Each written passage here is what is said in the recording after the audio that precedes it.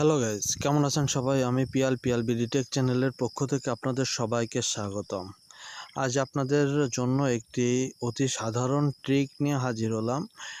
আপনাদের ফোনের volume button যদি এরকম ফুল দেওয়া থাকে, ফুল দেওয়ার পরেও কিন্তু যদি আপনার সাউন্ড কম থাকে, তাহলে কিন্তু মেকানিকের কাছে না গিয়ে আপনি কিন্তু প্রাথমিকভাবে একটু চিকিৎসা করে দেখতে পারেন যে আপনার ফোনের স্পিকারের সাউন্ড কম হচ্ছে কিনা।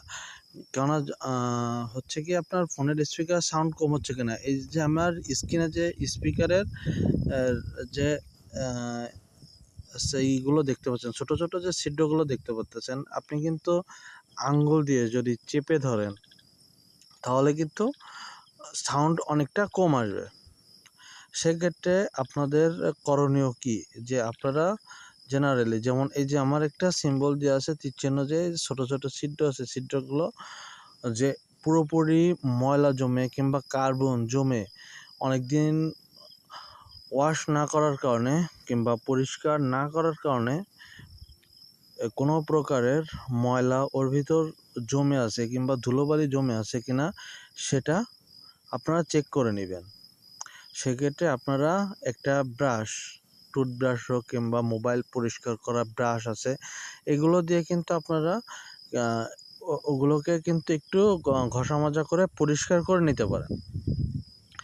সেটা করার পরে যদি আপনাদের ফোনের স্পিকারগুলো যদি সাউন্ড আগের মতো অবস্থানে চলে আসে, তাহলে কিন্তু আপনারা প্রাথমিক চিকিৎসা হিসাবে কিন্তু আপনাদের সাউন্ডগুলো বেড়ে যায়।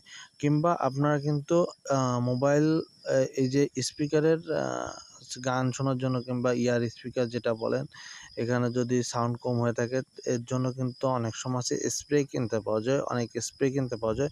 সে স্প্রে করে দিলে কিন্তু ওটা ময়লা কিন্তু ফোনে কোনো প্রকারের ক্ষতি না হয়ে কিন্তু অটোমেটিকলি ময়লাগুলো বের হয়ে চলে আসে।